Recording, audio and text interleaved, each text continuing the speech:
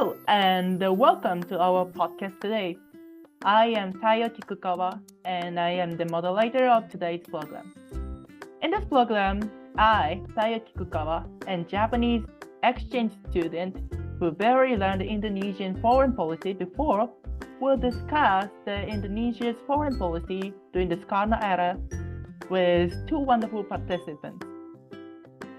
As you may know, the Indonesian foreign policy underwent the significant changes during the Soekarno era, which is 1945-1967.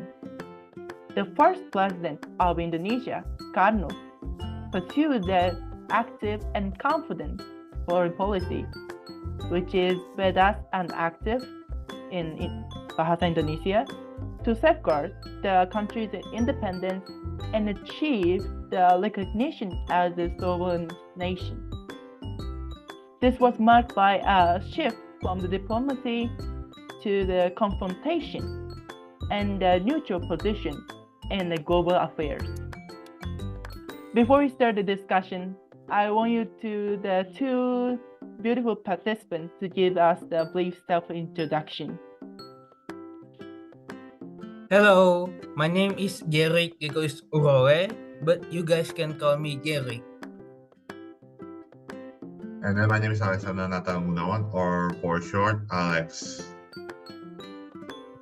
Okay, again, thank you so much for joining here for the discussion.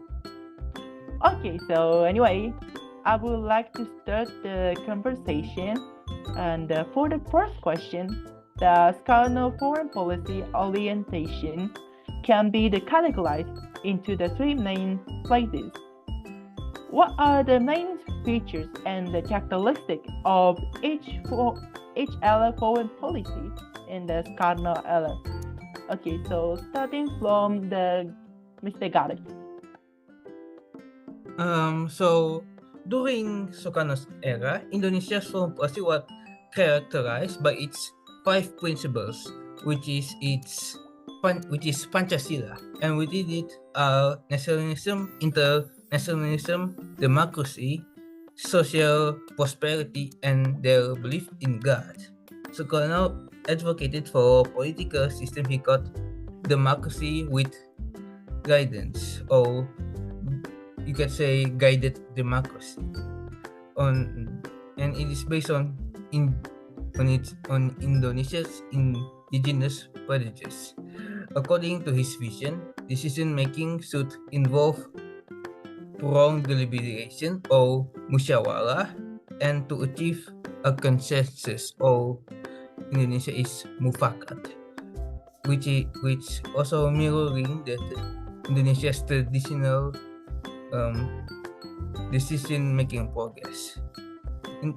Sukarno also suggested a government structure involving the 4 main political parties and a national council representing various functional groups such as urban workers, rural farmers, entrepreneurs, intelligence, religious organizations, armed services, youth organizations, and also women's organizations. So, thank you so much for the opinion. And Mr. Alex, is there anything to add for that? In Indonesia, during the Sukarno's era, there are 3. The earliest era of Sukarno is marked by the War of Independence from the Dutch. There is because it was the phase when Indonesia found itself in as we started our independence. And the middle era is where we try to find our footing in the new international order, as the world, as all know, is the Cold War, and there is 2 ideological blocks. We, Indonesia, are trying to navigate it through our bebas aktif policy. And the last era is the era that is marked by our confrontation with Malaysia, our separation from our exit from the United Nations, and And lastly, the fall of the Sukarno regime. This confrontation with Malaysia and our exit from the United Nations also makes seems Indonesia's foreign policy it's more towards Eastern Bloc leaning than Western Bloc, as we are more closely tied with both the Soviet and the Chinese, thus opposing the Western Bloc.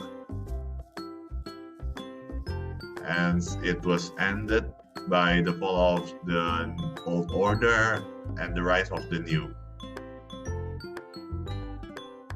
Okay, thank you so much for the information.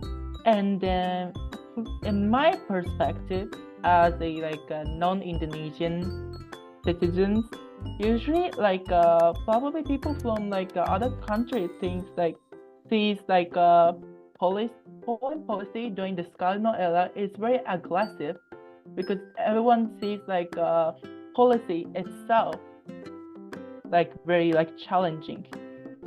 But however, considering from the Pancasila and Bebas active policy, there is structured a goal for the foreign policy, and it is not challenging and aggressive for this. It's just very structured very well for the thinking to how to establish the relationship with other countries. Yes. Okay, so thank you so much for the nice conversation. From now on, I would like to dig into the deeper side, which is in the Ari era. The question is, the dilemma was that the trying to achieve the Indonesian independence would result in the compromise with the Netherlands. And do you two participants have the specific opinion on this event? Okay, for now, starting from Mr. Alex, do you have any opinion about that? Well, Indonesia do have a the earliest era do have a complicated relationship with the Netherlands, as it contrasted from today, as we are more friendly towards the Netherlands. The early part, well, clearly as the independence movement clearly shows that we are more hostile towards the Netherlands. Thus, our animosity was just justified towards them, as they colonized us for the longest time, and this and so on. Yes. Thank you so much. Is there any points for Mr. Garick? Yes, first for our compromise with the Netherlands, we must first thank the United States, because they have a strong influence on that. So the the thing that they played is that they have played a primary role in the emergence of Indonesia as an independent nation by placing an economic pressure to the Netherlands to end the colonial rule. And secondly, just as I said before, Sukarno's guided democracy was a political system that aimed to balance the interests of Indonesian people with the need to maintain stability and avoid any foreign intervention. So, because of that, this system allowed for some degree of compromise with the Netherlands, as it prioritized national unity and stability over immediate independence. Thank you so much for the opinion. And my perspective, we can conclude that this dilemma is, I think it's very common especially between the dilemma between the national expectation and international society expectation. And this is very common around the colonized country, especially, I think.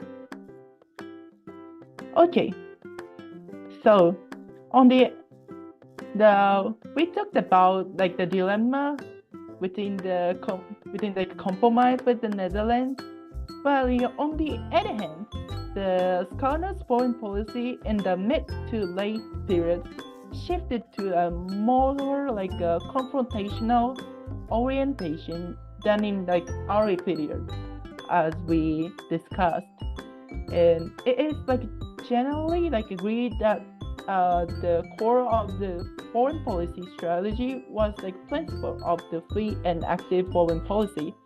But what effect did bebas and active policy actually have on the Indonesia's foreign policy, in your guys' opinion? I would like to start in from Mr. Garick for this question. So, Indonesia's foreign policy has, of course, shifted gears or shifted systems within its mid to late period. It got more confrontational, just like you said, it got more confrontational compared to its early days. And there's this whole bebas and active principle behind it that is pushing for a free and active foreign policy. This idea is to go an independent foreign policy route without playing any favorites, but at the same time, it also engaged in multilateral forums and also seeking friendship with all nations based on mutual respect and its benefits. Okay, thank you so much, Mr. Garick. Is there anything to add from Mr. Alex? The bebas and active policy is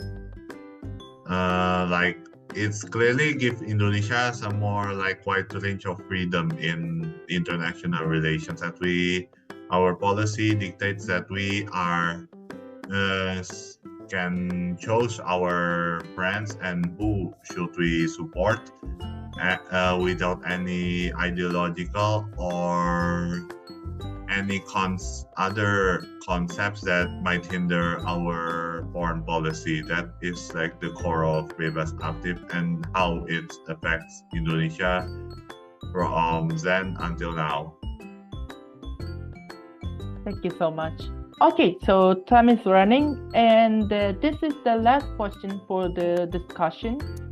So overall, how did the Skarno's foreign policy influence Indonesia's foreign policy then and now?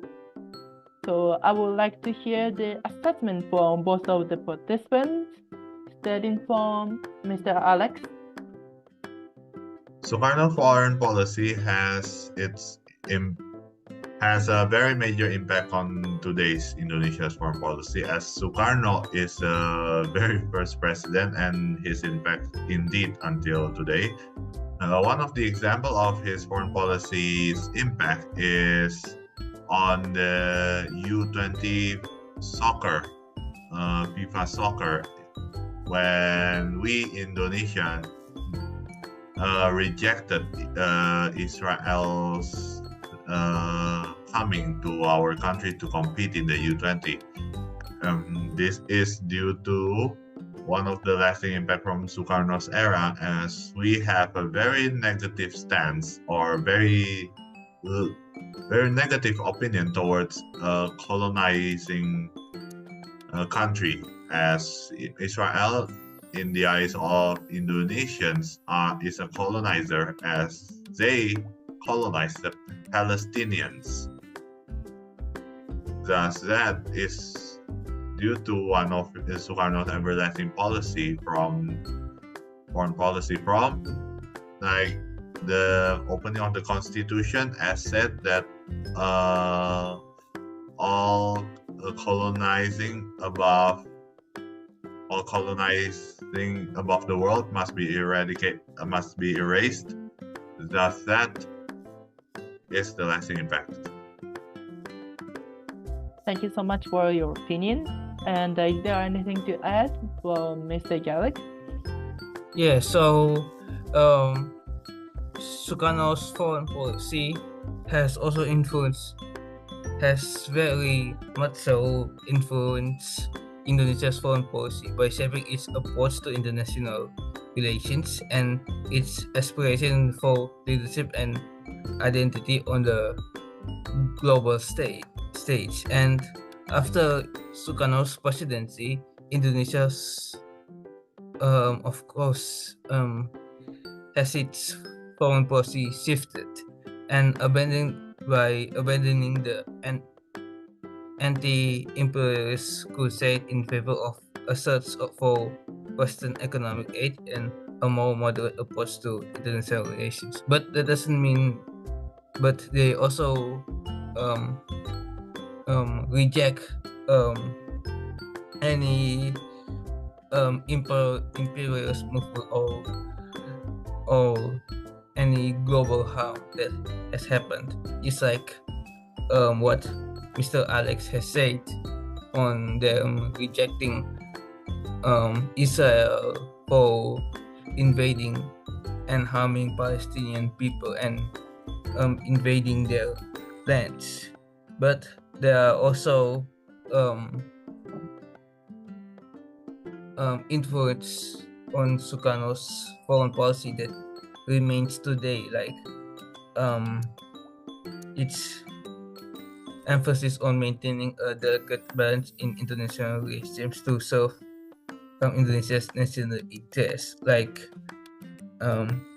Indonesia continues to navigate complex global dynamics and maintaining good relations with various countries without aligning too closely with any particular national power. And Indonesia's regional leadership aspirations continue to influence its foreign policy to this day, and with the country playing an active role in regional organizations such as ASEAN. Yes. Yeah, thank you so much for your wonderful, outstanding, and beautiful analysis of the Sukarno's foreign policy. And then, from foreigners' perspective, as Japanese, the focus was only on one aspect of the Sukarno's aggressive policies, which, as I mentioned on the commentary on the question 1, I guess, and not the intent of the Sukarno's policy. However, as we have learned through today's discussion and research, Sukarno has always had the consistent intentions and dilemmas. The Indonesian foreign policy, inherited up to the present day, originates in the Sukarno's era, and I believe it is the significant part of the analysis of Indonesia's current foreign policy. Again, thank you so much for the fantastic perspective and analysis from two beautiful joining participants, Mr. Alex and Mr. Garick. Thank you so much. Thank you so much. And see you in the next episode. Thank you. Goodbye. Thank you.